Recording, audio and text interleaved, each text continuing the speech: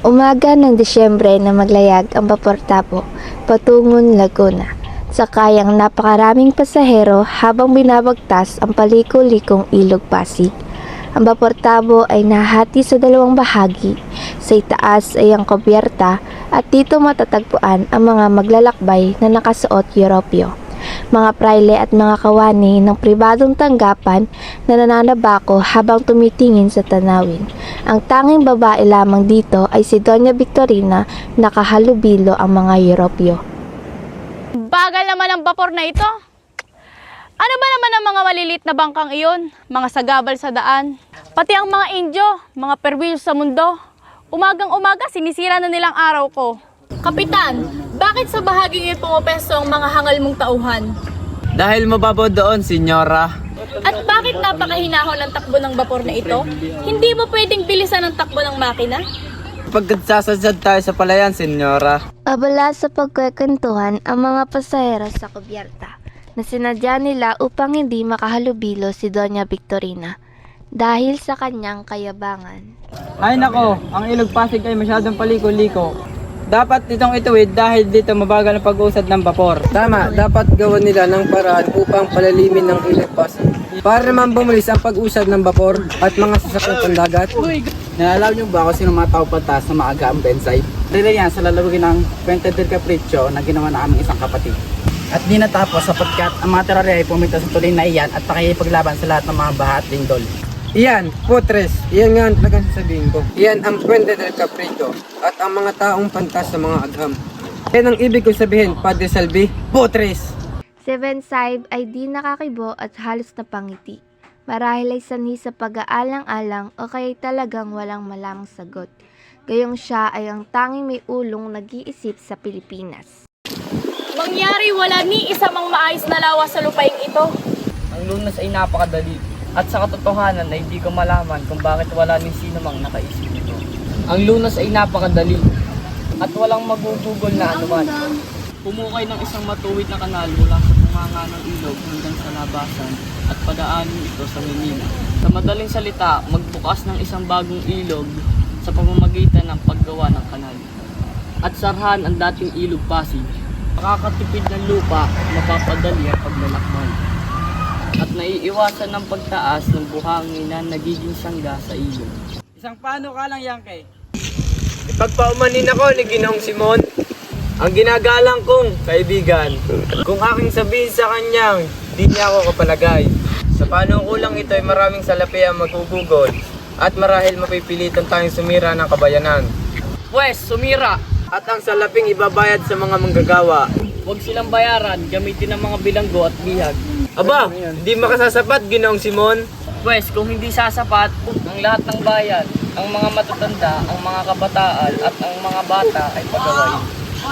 Sa halip na 15 araw na sapil ng paggawa, ay paggawain sila ng 3, 4 o 5 buwan na ukol sa pamahalaan. Bukod dito ay pilitin ang bawat isa sa kanilang magdala ng pagkain at kani-kanilang kasangkapan. Ngunit, Ginoong Simon, Huwag na kayong tumutol doon, Kustodyo. Sa ganyang paraan lamang may sasakatuparan ang mahalagang proyekto ng walang kahit anong gastos. Sa ganitong sistema rin na itago ang mga tanyag na istruktura sa iba't ibang bansa, gaya ng Piramide, Lawan ng Mioris at ang Coliseo ng Roma. Sa tingin ko ay isa itong magandang ideya. At isa pa, pumupunta tayo sa Roma at Ehipto. Sinasamba ang mga paraon at ang pamilya Antonina. Huwag na tayong maglokohan pa. Ang mga patay ay namamalagi mga patay at tanging mga malalakas ang siya lamang binibigang matuwid ng panahong dumarating. Ngunit Ginoong Simon, ang ganyang mga paraan ay maaaring magbunga ng mga kaguluhan. Mga kaguluhan? Haha, nag-alsa na ba kahit minsan ng bayang Ehipto? Nag-alsa na ba ang mga bilanggong Hudyo laban sa banal na Sipito? Tao kayo, akala ko'y lalo kayong nakakaunawa ng kasaysayan. Hindi mga taga-Ehipto o Hudyo ang kakarapin ninyo. At ang mga taong ito ay minsan na naghimagsik nang obligahing magbuhat ng malaking troso para sa paggawa ng isang barko. Lumipas na ang mga panahon na yun. Ha! Ang bansang ito ay hindi maghihimagsik kahit pagawain man ng mabigat o patawan ng mataas na buwis. Maaaring silang... Sabat nabanggit ninyo sa akin, Padre Salvi, ang bahay pagamutan sa Los Baños kung saan naroon ngayon ang kanyang kamahalan, Hindi ba't kayo mismo ang nagsabing na itayo ang bahay pagamutan na iyon dahil sa sapilitang pagpapagawa sa taong bayan na pamumuno ng isang sa mundo ng latigo? Maaaring sa ganitong paraan din itinayo ang Puerte de Capricho, ngunit nag-aklas ba ang taong bayan? Amerikanong maluto! Payaman sa pagbebenta ng mga alahas na maaring hindi totoo. Napakawalang utang na loob na matapos pirahan ang mga Indyo. Ang mga panukulang hindi isinasaguni sa mga taong matagal nang nanirahan dito sa Pilipinas ay hindi magdudulot ng maganda. Isang panukulang na nangangailangan ng pag-ukulan ng malaking halaga. May isang bagay akong ipinamungkay sa inyo. Pero nabasa ko yung... Bago ang ano paman, may nais akong ipanukala na mas payak, pakinabang at para sa ikalilinis ng lawa. Tapos, At ano naman ang proyektong ito? kita na ba kayo ng itik? Sa inyong palagay, hinuhuli namin iyon sa lawa. Hindi iyon ang ibig kong sabihin. Ang tinutukoy ko ay tulad ng inaalagaan sa Pasig at Pareros. Alam ba ninyo ang kinakain nila? Ngunit ano naman ang kinalaman to sa mga proyektong ito? Alagain ko ang itik ang lahat ng naninirahan sa baybayin ng lawa. At makikita ninyo na papalalimin ng mga itik ang ilog sa paghuhuli ng mga kaing suso. Ganyan kasimple ang aking panukala. Tulutan pa ba ninyo ako ilathala ang kanyang panukala? Ngunit Don Custodio, kung ang lahat ng tao sa baybayin ng lawa ay mag-aalaga ng itik, ay dadami ang balot. Nakakadiri! Mabuti pang taburan na lang ang lawang iyan. Hay nako! Haha! Panalo na naman ako. Siguradong hindi na kayo mananalo sa akin sa susunod. Napakagaling nyo talaga, Kapitan General. Sang-ayon ako dyan. Sinasabi ko na nga ba at matatalo ko kayo. Kita nyo? Ang dami nyong pagkakamali.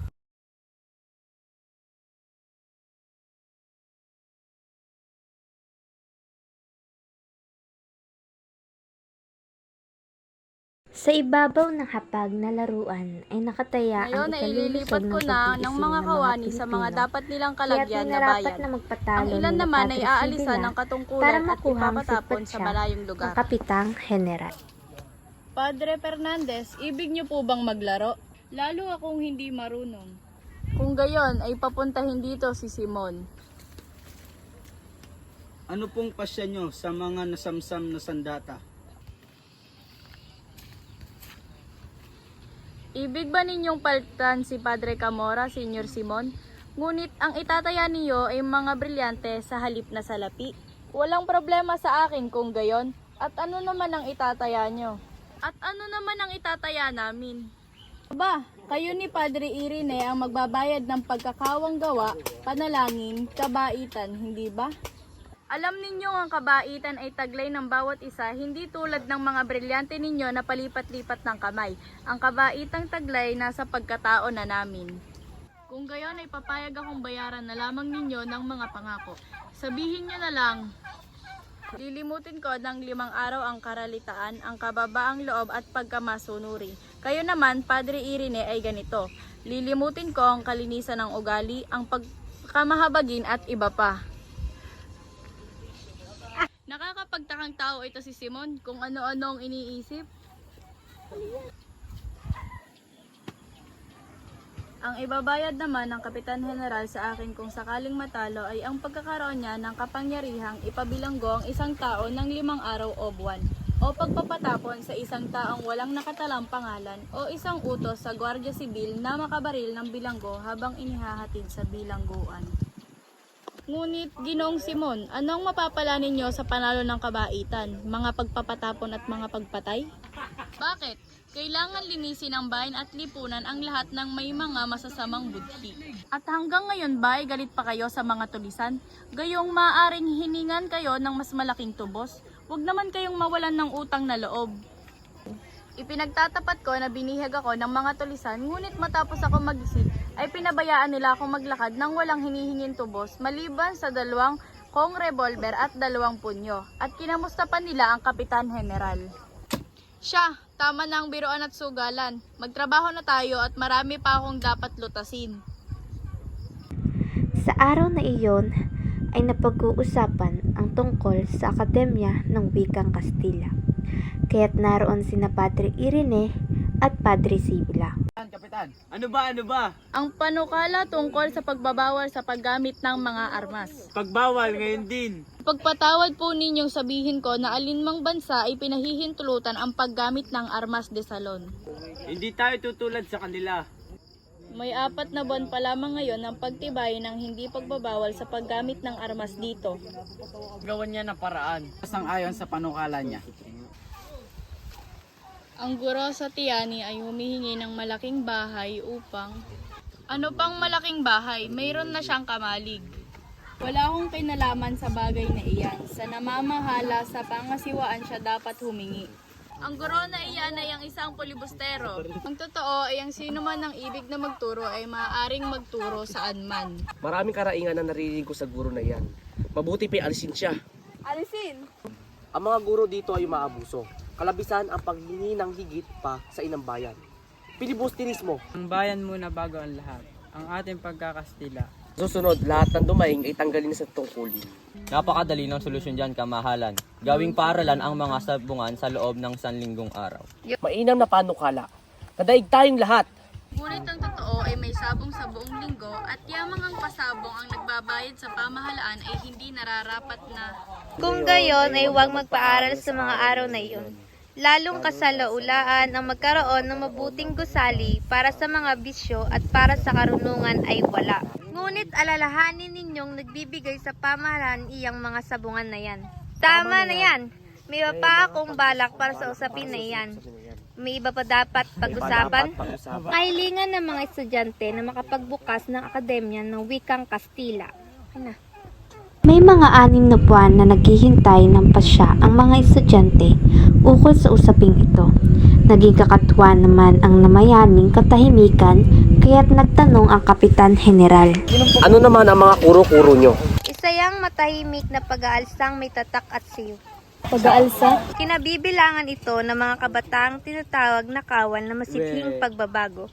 Kabilang dito ay si Isagani. Meron pang isa, Marakagui, makaraig, mayaman, mapatigan, at kalugod-lugod. Meron pang isang nagngangalang Basilio. Ganoon pala itala ang mga pangalan na iyan. Ngunit General, hanggang ngayon po ay wala kaming nababatid na anumang masamang ginawa ng mga kabataan na iyan. Subalit ang mga Indiyo ang hindi dapat matuto ng wikang Kastila. Matututo lamang silang mga tuwiran sa atin. Huwag kayong manghihinakit kung iba ang aking palagay. Sinasabi ko na hindi tayo dapat magpakait. May pagkakaloob natin ng walang panganib ang pagtuturo ng wikang Kastila. Nasa matuwid ba ang kanilang hinihingi? Kung nasa matuwid ay ibigay natin sa kanila ang akademyang hanggang sila ay magsawa. Huwag tayong hangal. Tularan natin ang mga Jesuita. Nagkaroon ng mainitang diskusyon at napawalang bahala ang presensya ng Kapitan General.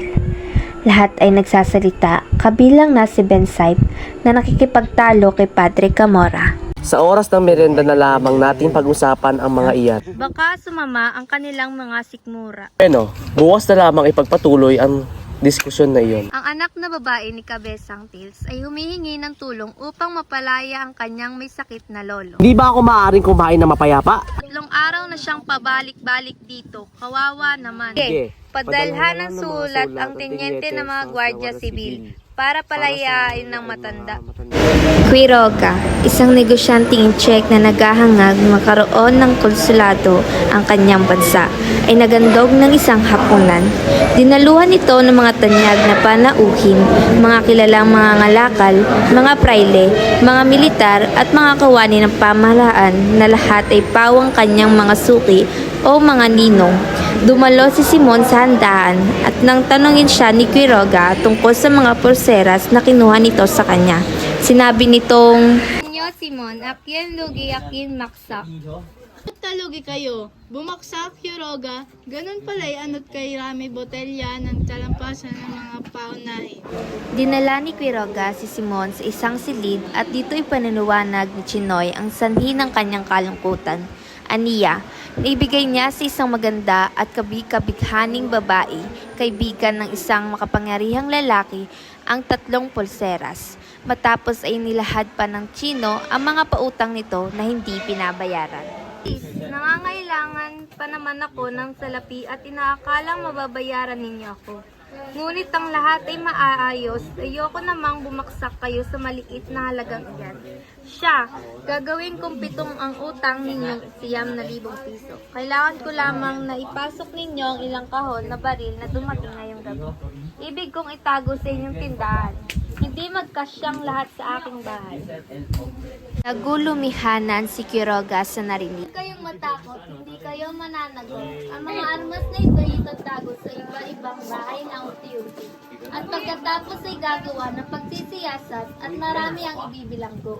Marami tayong kikitain sa paglalakad na makawala ang mga napipit. Alam ninyo? Ngunit bantulot si Quiroga dahil takot siya sa armas. Kung hindi ninyo magagaway, sa iba ako lalapit. Ngunit kakailanganin ko ang 9,000 piso upang ipandulas ng kamay at ipagpikit ng mga mata. Napapayag din ni Simon si Quiroga, samantala sa sala, ang pangkat ni Don Custodio ay nag-uusap tungkol sa komisyong ipapadala sa India para pag-aralan ang paggawa ng sapatos ng mga sundalo. Sa umpukan na kinabibilangan ng mga praile, pinag-uusapan naman ang tungkol sa ulong nagsasalita sa perya sa Quiapo na pinamamahalaan ng Amerikanong si Mr. Leeds.